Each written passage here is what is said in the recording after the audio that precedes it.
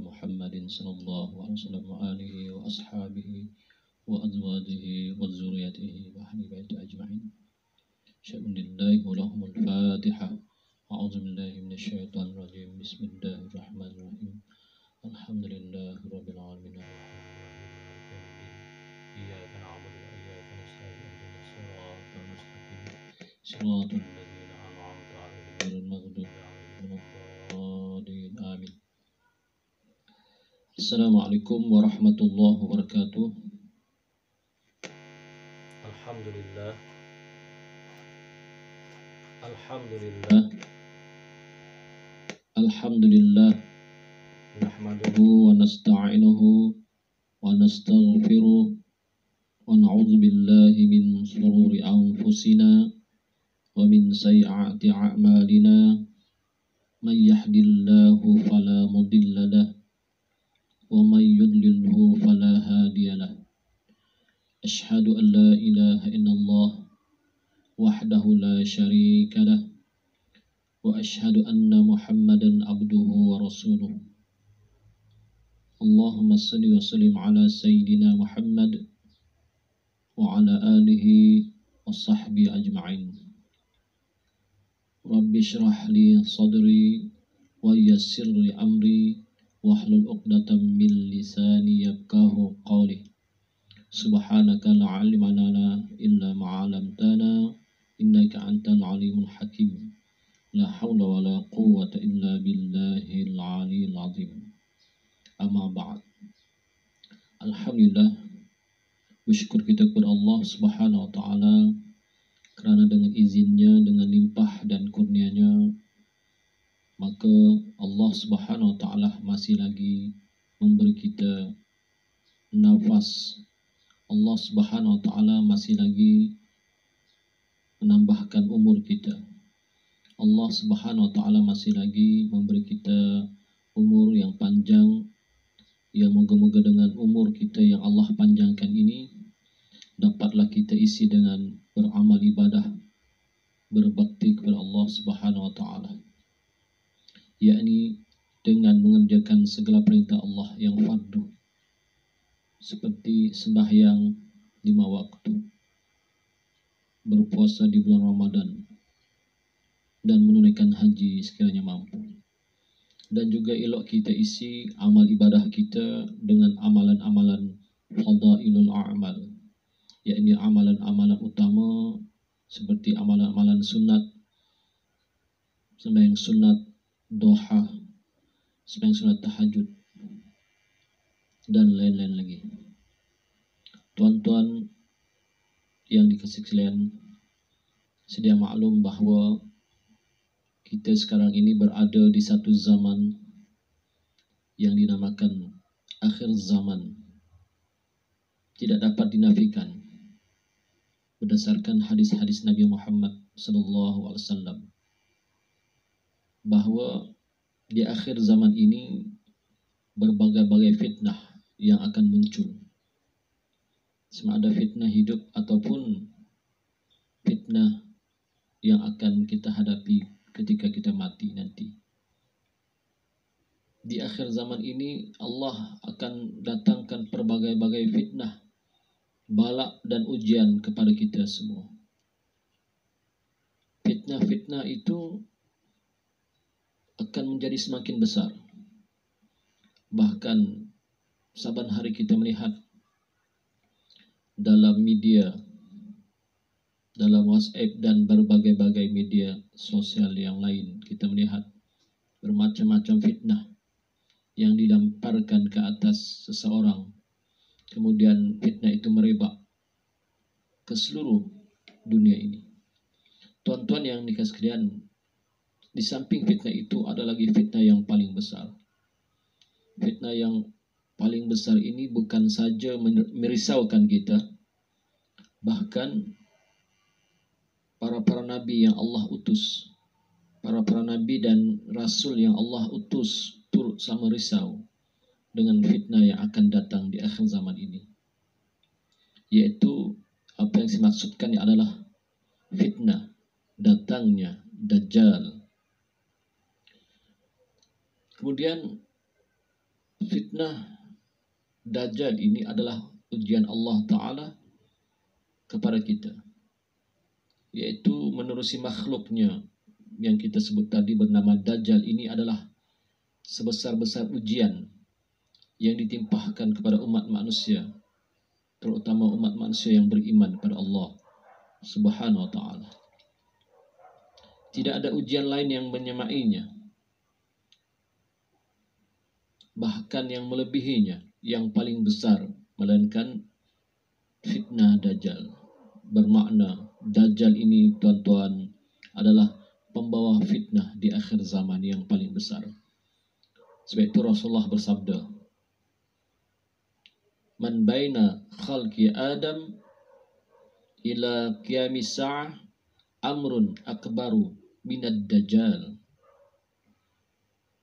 Hadis sahih riwayat Muslim. Yang maksudnya, sejak Allah Ta'ala menciptakan Adam alaihissalam sampai ke hari kiamat, tidak ada suatu ujian yang lebih dahsyat daripada Dajjal. Oleh kerana itu, kesemua Nabi-Nabi alaihi wassalatu wassalam mengingatkan kaumnya akan munculnya Dajjal di akhir zaman ini. Kemudian Rasulullah SAW bersabda, yang maksudnya, sesungguhnya tidak ada suatu fitnah ataupun ujian Allah Ta'ala di atas muka bumi ini sejak ia menciptakan zuriat Nabi Adam alaihissalam sampai ke hari kiamat nanti yang lebih dahsyat dari fitnah Dajjal.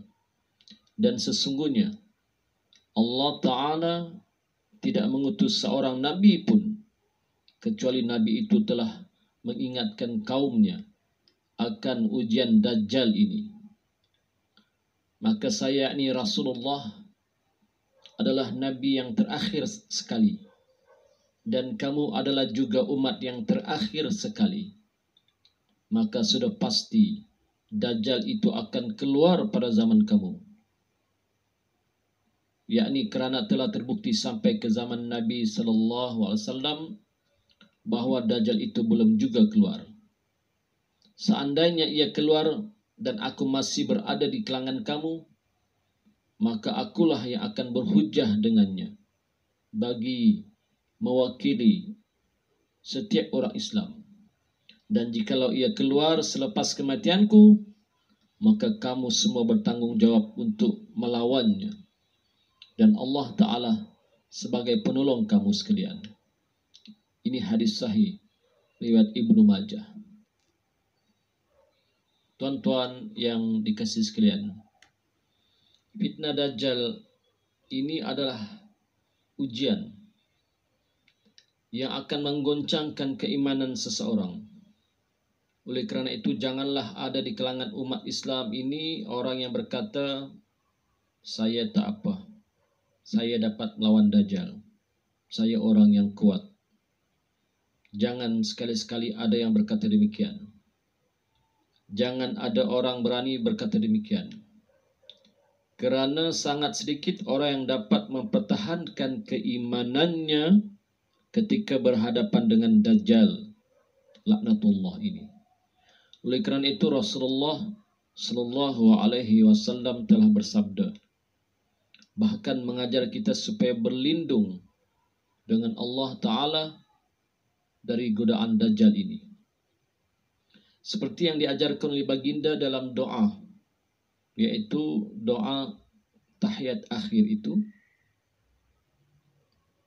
yang sebelum kita memberi salam maka disunatkan kita berdoa setiap kali sembahyang. Tujuannya adalah untuk moga-moga dengan izin Allah menghindarkan dari fitnah Dajjal ini. Doa itu adalah, Allahumma inni a'udzubika min adzabi jahannam wa min adzabil qabri wa min fitnatil mahya wal mamat wa min syarri fitnatil masihid dajjal. Kita ulang lagi. Allahumma inni a'udzubika min adzabi jahannam wa min adzabil qabr, wa min fitnatil mahya wal mamat, wa min syarri fitnatil masihid dajjal. Hadis ini sahih, riwayat Imam Muslim. Yang maksudnya, ya Allah, aku berlindung dengan Engkau dari siksa api neraka Jahannam, dan dari siksa kubur, dan dari ujian kehidupan dan ujian setelah mati. Dan aku juga berlindung dengan Engkau dari kejahatan fitnah Al-Masih Ad-Dajjal. Tuan-tuan yang dikasih sekalian, doa yang diajarkan oleh Nabi Muhammad SAW ini juga membawa arti peringatan terhadap umatnya, supaya mereka berhati-hati kalau bertemu dengan Dajjal. Artinya peringatan untuk kita semua orang Islam di akhir zaman ini, supaya kita lebih berhati-hati bila bertemu dengan Dajjal nanti. Subhanallah. Sebab itu setiap kali kita mengerjakan sembahyang, maka jangan lupa kita membaca doa ini. Di samping kita dapat pahala sunat, mudah-mudahan dengan doa ini Allah kabulkan, terhindar kita daripada fitnah-fitnah yang disebutkan. Yaitu yang pertama sekali, terhindar kita daripada siksa azab api neraka Jahannam. Dan kedua, terhindar daripada fitnah kubur. Kemudian terhindar daripada fitnah kehidupan dan juga fitnah selepas kita mati. Dan yang terakhir, terhindar daripada fitnah kejahatan Al-Masih Ad-Dajjal. Tuan-tuan, doa ini amat penting, walaupun dia tidaklah diwajibkan kita untuk membacanya. Tetapi sebenarnya tuan-tuan, kalau kita baca maknanya amat penting sekali. Yang pertama sekali, kita mohon pada Allah Subhanahu wa taala supaya terhindar daripada azab api neraka. Subhanallah, wa na'udzubillahi min zalik. Kerana apa tuan-tuan? Kerana bila kita kembali besok di akhirat, tidak ada tempat yang lain melainkan dua tempat sahaja. Maknanya jika kita kembali ke akhirat, kita cuma berada di antara dua tempat ini. Sama ada tempat baik ataupun tempat tidak baik. Yang kita maksudkan adalah sama ada kita masuk syurga ataupun kita masuk neraka, wali'auzubillah. Sebab itu doa ini amat penting tuan-tuan. Karena kita mohon pada Allah Subhanahu wa taala supaya terhindar daripada siksa azab api neraka yang maha dahsyat.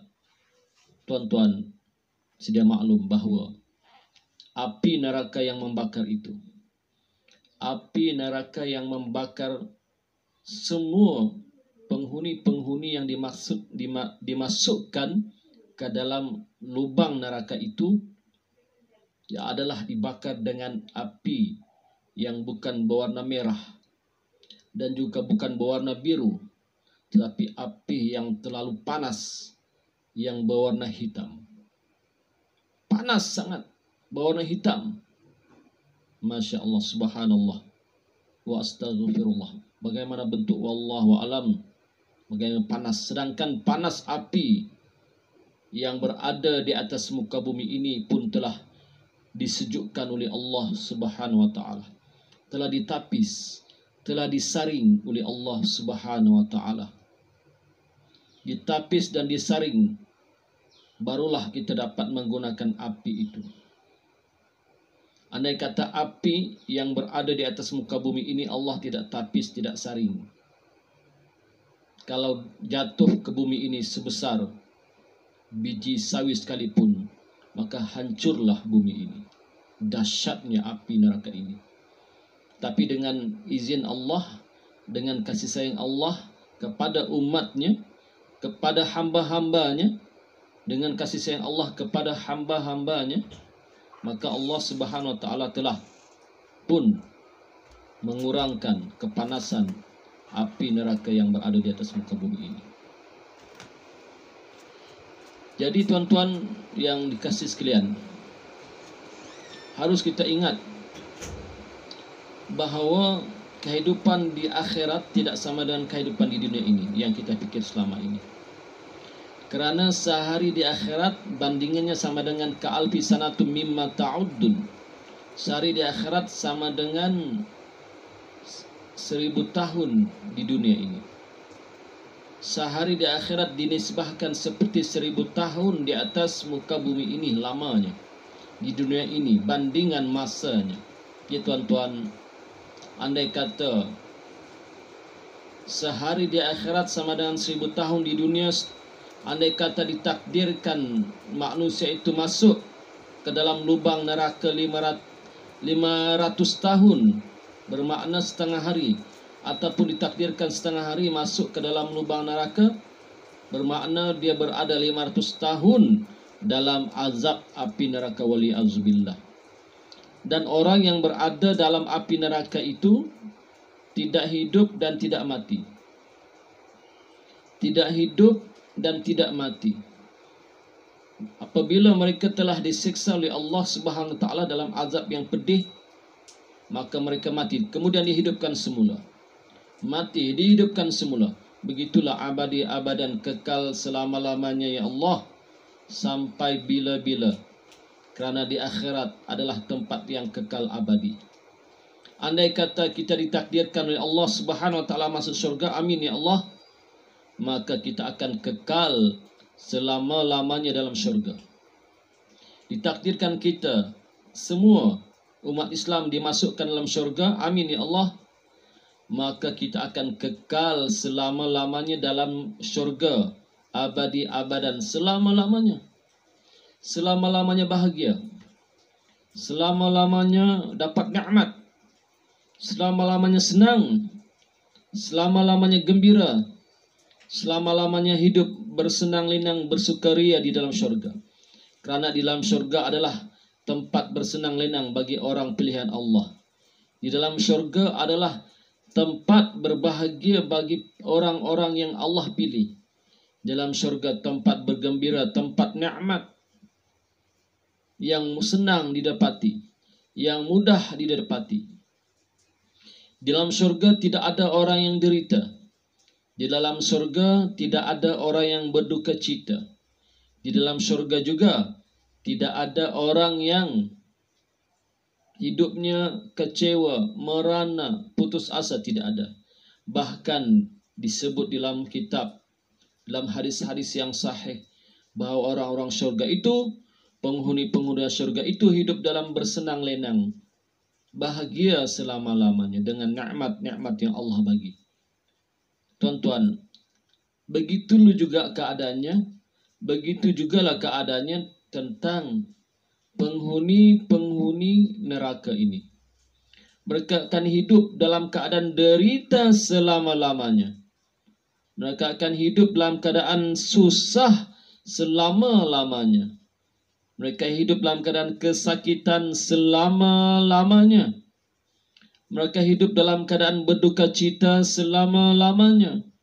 Mereka hidup dalam keadaan putus asa selama-lamanya.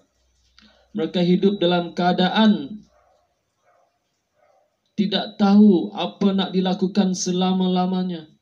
Mereka hidup dalam keadaan menderita yang amat sangat selama-lamanya. Masya Allah, subhanallah. Begitu keadaan semua penghuni-penghuni yang ditakdirkan masuk ke dalam lubang api neraka yang maha dahsyat itu. Tuan-tuan, sebab itu doa ini penting. Doa ini penting, tuan-tuan. Janganlah kita berkata bahawa hidup ini masing-masing, kubur masing-masing. Ya, memang sewaktu kita hidup di dunia ini, kita mampu memperkatakannya. Tetapi tahukah tuan-tuan bahawa ahli-ahli dalam api neraka itu, penghuni-penghuni dalam api neraka itu, dalam azab api neraka itu, masing-masing memohon pada Allah supaya minta dikeluarkan kembali dari neraka dan berjanji kepada Allah supaya dihidupkan ke atas muka bumi lagi untuk beramal soleh walaupun sebentar. Karena penyesalan yang amat sangat. Penyesalan yang amat sangat. Orang-orang kafir menyesal. Orang-orang munafik, yakni yang Islam tetapi hatinya ragu-ragu kepada Allah. Yuzhirul Islam wa yubtinul kufra. yaitu mereka menzahirkan suasana Islam tetapi menyembunyikan kekufuran di hatinya pun menyesal tak sudah. Bahkan orang munafik ini masuk ke dalam lubang neraka yang paling dalam. Innal munafiqina fi darki asfali minan nar. Sesungguhnya orang-orang munafik itu Allah akan campakkan ke dalam lubang neraka yang paling dalam. Lebih dalam daripada orang kafir. Lebih dalam daripada orang kafir. Kenapa? Kerana orang munafik ini, mereka seolah-olah Islam, yuzhirul, mereka ini zahirnya nampak macam Islam, tapi hatinya kufur pada Allah. Tuan-tuan, renung-renungkanlah. Sebab itu penting doa ini kita amalkan, tuan-tuan. Jangan kita anggap sunat sahaja, jangan. Kerana apakah kita yakin bahawa kita telah selamat daripada siksa neraka ini? Tidak ada siapa yang berani mengatakan begitu. Kemudian, doa yang kedua, kita mohon pada Allah Subhanahu wa taala, wa min azabil qabr. Kita mohon pada Allah daripada siksa azab dalam kubur. Kita mohon pada Allah daripada siksa azab dalam kubur. Kerana tuan-tuan, kehidupan kita di atas muka bumi ini adalah persinggahan yang sementara sahaja, tidak kekal selama-lamanya, untuk kita mengumpul bekal, amal bakti kita kepada Allah Subhanahu wa taala. Kita tidak kekal di sini, tuan-tuan. Tidak. Kita ibarat pengembara ataupun kita ibarat orang musafir yang akan menuju ke satu tempat yang jauh sekali tempat itu. Takkanlah kita dalam keadaan mengembara musafir kita tak simpan bekal kita untuk menuju ke sana. Begitulah tuan-tuan, kita kena kumpulkan bekal kita semasa kita hidup di atas muka bumi. Bekal untuk kita ke mana? Bekal untuk kita menuju ke satu alam lain, alam yang lain, alam selepas bumi ini, yaitu alam barzah. Alam barzah, tuan-tuan, alam yang berlainan sekali dengan alam bumi ini. Jadi apakah bekal yang perlu kita bawa untuk ke sana? Allah Subhanahu wa taala telah memberitahu kita dalam Quran. A'udzubillahi minasyaitonir rajim. Wa tazawwadu fa inna khaira zarit taqwa. Sesungguhnya sebaik-baik bekal kamu adalah takwa, kata Allah. Allah telah memberitahu kepada kita bahawa bekal kita untuk menuju ke alam yang seterusnya, alam kubur dan alam akhirat adalah amal takwa. Amal takwa yang bagaimana? Kerjakan sahaja perintah Allah yang wajib dan tambahkan dengan amal-amal sunat yang lain. Tambahkan dengan amal-amal soleh yang lain. Tambahkan dengan fadailul a'mal yang lain, seperti sembahyang sunat, bersedekah sunat, dan lain-lain lagi amal-amalan yang baik. Tambahkan. Itulah bekal kita untuk menuju ke alam barzah. Kemudian di alam barzah ini, tuan-tuan, alam persinggahan kita sebelum menuju alam akhirat lagi yang lebih besar daripada alam barzah. Tuan-tuan, perjalanan kita ini daripada alam roh, kemudian ke alam rahim, kemudian ke alam dunia. Dunia ini tidaklah sebesar alam barzah. Begitu yang diceritakan oleh para ulama, bahawa alam barzah lebih besar daripada alam dunia ini. Kemudian selepas alam barzah, menunggu berlakunya hari kiamat, maka alam akhirat itu lebih besar lagi daripada alam barzah. Lebih besar lagi. Di alam akhirat itu lebih besar, lebih hebat lagi daripada alam barzah. Sesiapa yang selamat di alam barzah ini, insya-Allah, kata ulama, dia akan selamat besok di akhirat. Tetapi siapa yang tidak selamat di alam barzah ini, maka dengan rahmat Allah sahajalah dia akan selamat di akhirat. Dengan rahmat Allah sahaja. Tapi kata ulama, orang yang tidak selamat di alam barzah ini, dia tidak akan selamat di akhirat, melainkan dengan rahmat dan kasih sayang Allah sahaja. Tuan-tuan, alam barzah siksaannya dahsyat, tuan-tuan. Dahsyat. Kerana kita akan didatangi oleh dua orang malaikat. Maaf, oleh dua makhluk malaikat. Malaikat bukan orang, tapi adalah makhluk. Dua makhluk yang Allah namakan malaikat akan bertemu dengan kita di alam barzah. Dua makhluk yang namanya malaikat ini akan bertemu dengan kita di alam barzah, yaitu malaikat mungkar dan malaikat nangkir. Mereka ini akan tanya kita soalan demi soalan, soalan demi soalan. Andai kata kita dapat menjawab soalan-soalan tersebut, maka selamatlah kita. Tetapi andai kata kita tidak dapat menjawab, maka kita akan diseksa, kita akan dihukum oleh malaikat itu. Walaupun ada yang berkata bahawa soalan itu kita dah tahu. Ya, sewaktu di dunia kita tahu. Ya, seperti soalan bocor. Malaikat akan bertanya, Man Rabbuka? Siapa Tuhan kamu? Ya, senang. Man Nabiyuka? Siapa Nabi kamu? Waman Kiblatuka? Apa kiblat kamu? Senang, tuan-tuan. Soalan-soalan memang senang kita lafazkan semasa kita hidup di atas muka bumi. Tetapi harus diingat, tuan-tuan sekalian, bahawa yang menjawab soalan-soalan malaikat mungkar dan nakir di alam barzah itu bukanlah lidah dan mulut kita ini, bukan. Tetapi yang menjawab pertanyaan-pertanyaan malaikat itu adalah amal ibadah kita. Amal ibadah kita semasa kita hidup di atas muka bumi ini. Bayangkanlah jika seorang itu tidak ada amal walaupun sedikit sewaktu berada di atas muka bumi ini. Jika seorang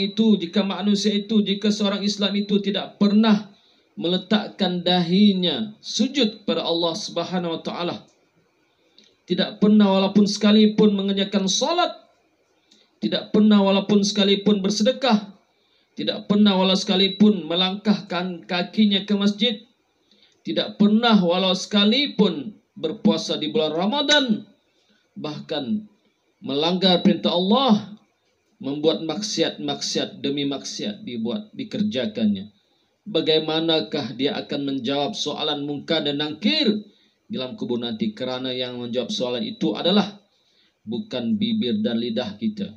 Kerana jasad manusia telah kaku. Yang menjawab adalah amal kita. Amal kita. Bayangkan, tuan-tuan, andai kata seorang itu tidak ada amal, apakah yang akan dijawabnya? Maka ketika malaikat bertanya, Man Rabbuka? Siapa Tuhan kamu? Dia akan berkata, la adri, aku tidak tahu, tidak tahu. Kerana tidak pernah beramal kepada Allah, tidak pernah beramal semasa hidup di atas muka bumi ini. Sebab itu beramal ibadahlah kita sebelum terlambat. Beramal ibadahlah kita sebelum terlambat, tuan-tuan. Kerana yang kita takut adalah kita tidak dapat menjawab pertanyaan malaikat mungkar dan nakir di alam kubur nanti. Maka malaikat akan rotan kita dengan rotan yang tidak dapat kita gambarkan betapa besarnya rotan itu. Tetapi mengikut dalam kitab dan kata-kata ulama berdasarkan hadis Nabi Muhammad SAW, bahawa andai kata tongkat ataupun rotan pemukul ataupun cemati pemukul malaikat itu diangkat oleh seluruh jemaah haji yang mengerjakan haji itu, tidak akan terangkat. Cuba kita bayangkan berapa ramai manusia yang mengerjakan haji di musim haji. Berapa ramai manusia yang mengerjakan haji di musim haji? Mungkin hampir 1 juta, bahkan mungkin lebih daripada itu. Maka andai kata rotan itu diangkat oleh semua manusia yang mengerjakan haji di Mekah ketika itu, tidak akan terangkat kerana betapa besar dan beratnya rotan itu. Itulah yang dibuat memukul, ya Allah, subhanallah, memukul di atas orang yang tidak dapat menjawab soalan ini. Masya Allah. Subhanallah, betapa sakitnya. Digambarkan oleh ulama, andai kata pemukul malaikat itu dicampakkan di atas gunung, maka gunung akan hancur. Bayangkanlah kalau dihempapkan di atas kepala kita, apa akan jadi? Subhanallah, Masya Allah, wa astagfirullah. Sebab itu tuan-tuan, perlunya kita berdoa. Perlunya kita berdoa kepada Allah, minta jauhkan daripada azab neraka dan azab kubur. Inilah doanya yang diajarkan oleh baginda Nabi Muhammad sallallahu alaihi wasallam kepada kita umatnya, kerana kasihnya Nabi kepada kita. Kemudian yang ketiga, kita berdoa supaya terhindar daripada fitnah hidup dan fitnah mati. Fitnah hidup dan fitnah mati macam-macam, tuan-tuan. Tak perlu kita bahaskan, kerana tuan-tuan pun sendiri telah mengetahui bagaimana keadaan hidup kita di atas muka bumi ini. Bagaimana apa yang berlaku di atas muka bumi ini, kehidupan kita masing-masing tahu apa yang telah dilakukan. Dan yang terakhir, doa yang diajarkan oleh Nabi Muhammad sallallahu alaihi wasallam pada kita ialah kita mohon pada Allah Subhanahu wa taala supaya terhindar daripada fitnah yang paling besar di atas muka bumi ini. Fitnah yang paling besar sejak Allah jadikan bumi ini. Fitnah yang paling besar sejak Allah utuskan Nabi Adam alaihissalam hingga Nabi Muhammad sallallahu alaihi wasallam, tidak ada fitnah yang paling besar. Dan fitnah ini amat dirisaukan oleh para nabi. Itulah fitnah Dajjal. Fitnah Dajjal, tuan-tuan. Dan kita sekarang benar-benar berada di akhir zaman yang disebutkan oleh Nabi itu, yaitu fitnah Dajjal laknatullah. Yang mana Dajjal ini, dia akan merosakkan akidah kita. Dia akan merosakkan akidah umat Islam. Yang bukan Islam jangan fikir. Yang kita fikir umat Islam. Dia akan merosakkan akidah umat Islam. Yang mana dia akan mengelirukan fikiran umat Islam dengan mengatakan bahawa dia adalah Tuhan. Dajjal ini akan mengaku bahawa dirinya adalah Tuhan. Ana rabbukumul a'la, kata Dajjal, akulah Tuhan kamu yang maha tinggi. Maka andai kata umat Islam ketika itu tidak kuat pegangan imannya, tidak kuat pegangan tauhidnya, tidak pernah belajar ilmu tauhid, tidak pernah belajar ilmu aqaidul iman, tidak pernah belajar ilmu sifat 20 ahli sunnah wal jamaah, maka akan mudah imannya goyang, akan mudah imannya tergoncang, terlari, akan mudah imannya diragut oleh kerasukan fitnah Dajjal itu. Akhirnya dia akan jadi kufur dan kafir selama-lamanya. Kufur dan kafir selama-lamanya bermakna kita akan, na'udzubillah min zalik, orang itu akan kekal abadi, kekal selama-lamanya, abadi abadan dalam api neraka. Kerana ia kafir, kerana dia sudah menyekutukan Allah, kerana ia telah mengatakan bahawa ada Tuhan selain Allah, dan kerana ia tidak mengenal Tuhan yang sebenar.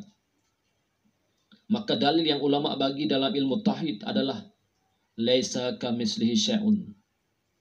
Laisa kamitslihi syai'un. Sesungguhnya tidak ada sesuatu yang serupa dengan Allah. Tidak ada sesuatu pun yang serupa dengan Allah. Kemudian mukhalafatul hawadis, sesungguhnya Allah tidak serupa dengan yang baharu. Mukhalafatul hawadis, Allah tidak serupa dengan benda yang baharu. Kemudian Allah itu tidak berjirim, Allah itu tidak berjisim, Allah itu tidak berarak, Allah itu bukan jauhar, jauhar fardi, jauhar murakab, tidak. Maknanya Allah itu tidak berjirim. Bahkan Allah itu tidak menyerupai dengan makhluk. Allah tidak menyerupai makhluk. Allah tidak berkulit. Allah tidak berdaging. Laisa kamitslihi syai'un. Bagaimana? Wallahu alam, serahkan dengan Allah. Tuan-tuan, jadi sebenarnya bila makhluk Dajjal ini datang ataupun dibangkitkan oleh Allah Subhanahu wa taala di akhir zaman, ramai yang akan ramai yang akan tewas jika mereka kurang pegangan agama. Ramai akan tewas jika mereka tidak mendalami ilmu usuluddin, ilmu tauhid, ilmu aqaidul iman berdasarkan ilmu ahli sunnah wal jamaah, berdasarkan akidah ahli sunnah wal jamaah. Mereka akan tewas. Kerana Dajjal ini tuan-tuan, dia akan membawa fitnah-fitnah yang banyak. Di antaranya, dia akan membawa seolah-olah di tangan kanannya syurga dan tangan kirinya neraka. Dilihat oleh semua orang bahawa dia tengah membawa syurga yang indah di tangan kanannya dan neraka yang api yang panas di tangan kirinya, di sebelah tangan kirinya. Ini sebenarnya adalah tipu daya Dajjal, tuan-tuan. Maka sebenarnya yang di tangan kanannya itu adalah syurga, yang di tangan kirinya itu adalah neraka. Ini berdasarkan hadis Nabi Muhammad SAW. Kemudian tuan-tuan yang dikasih sekalian, sebab itu seperti yang saya sebutkan tadi bahawa doa ini adalah amat penting sekali. Doa ini amat mustahab kita amalkan di akhir zaman ini. Kerana kita sekarang ini berada benar-benar di kawasan yang akan datang dengan izin Allah, insya-Allah fitnah ini. Fitnah yang besar ini. Kerana apa? Kerana alamatus sa'ah, tanda-tanda kiamat yang kecil-kecil telah pun hampir semua telah berlaku. Tinggal hanya belum lagi pengakhirannya mungkin. Dan hanya yang kita tunggu sekarang ini adalah tanda-tanda alamatus sa'ah yang besar-besar sahaja. Kalau kita lihat sekarang ini, manusia dalam keadaan banyak yang lalai kepada Allah Subhanahu Wa Taala. Banyak yang lupa dengan Allah Subhanahu Wa Taala. Seluruh manusia di atas muka bumi ini bilangannya adalah 7.8 bilion. Penduduk muka bumi ini, manusia yang hidup di muka bumi ini di zaman kita ini, tahun ini, ialah 7.8 bilion. Ramainya manusia. Tetapi yang beriman, yang Islam kepada Allah hanya sedikit. Hanya sedikit. Dalam keadaan ramainya itu manusia, maka Allah datangkan fitnah yang besar ini, fitnah Dajjal. Satu demi satu Allah akan datangkan fitnah. Mungkin sebelum fitnah Dajjal ini ada lagi masalah-masalah ataupun ada lagi penyakit-penyakit, wabak-wabak yang Allah akan turunkan ke atas manusia di akhir zaman ini. Yang sebelum ini telah kita dengar pun wabak seperti wabak GE, wabak AIDS, dan macam-macam lagi, Ebola dan macam-macam lagi. InsyaAllah satu demi satu Allah akan tunjukkan kepada kita di akhir zaman ini tanda-tanda akan munculnya tanda-tanda yang besar ini. Ya, seperti datangnya Dajjal laknatullah ini. Dan ada lagi tanda-tanda yang lain seperti turunnya ataupun datangnya ad-dukhan. Ad-dukhan ini pun disebut dalam Quran dan hadis Nabi Muhammad SAW, yaitu ad-dukhan ini adalah asap tebal yang hitam dan pekat, yang panas, yang akan menutupi muka bumi ini selama 40 hari, 40 malam. Dan ini pasti berlaku kerana disebut oleh baginda Nabi Muhammad SAW dalam hadis dan diperkuatkan lagi oleh Allah dalam Al-Quran. Jadi tuan-tuan, kita tak boleh lari. Selagi kita masih hidup di atas muka bumi ini, kita tidak lari daripada ketentuan Allah ini. Cuma apa sahaja, apa yang perlu kita buat adalah kita dikehendaki sebagai orang Islam memperbanyakkan amal. Badiru bil amal, banyakkan amal di zaman kerosakan, di zaman fitnah, di zaman penindasan, di zaman umat Islam dizalimi, di zaman umat Islam dibunuh dengan kejam, maka ketika itu kata Nabi, badiru bil amal, banyakkan amal, banyakkan amal kepada Allah Subhanahu wa taala sebelum terlambat. Insya-Allah. Setakat itu sahaja tazkirah saya pada kali ini. InsyaAllah akan datang kita akan kuliahkan lagi pula tentang Dajjal lagi, masih panjang ceritanya tuan-tuan. Iaitu kita akan bincangkan lebih dalam lagi tentang Dajjal ini, siapakah Dajjal ini, dari mana asalnya, dan tinggal di mana, dan adakah Dajjal telah muncul sekarang atau belum, dan bagaimanakah hadis-hadis Nabi Muhammad sallallahu alaihi wasallam menceritakan tentang Dajjal ini. Ya, tentang bagaimana bentuk dan rupa dan tanda-tanda Dajjal ini. Ya, sekian. Cukup setakat itu. Yang benar itu tentunya dari Allah Subhanahu wa taala. Dan yang salah dan silap itu adalah di atas kelemahan hawa nafsu saya sendiri yang lemah ini. Ya, kita sudahi dengan doa tasbih kifarah dan suratul As. Bismillahirrahmanirrahim. Subhanakallahumma wa bihamdika asyhadu an la ilaha illa anta astaghfiruka wa atubu ilaik. Bismillahirrahmanirrahim. Wal 'asri innal insana lafi khusr illa alladziina aamanu wa 'amilus shalihaati tawassaw bil haqqi wa tawassaw bis sabr. Assalamualaikum warahmatullahi wabarakatuh.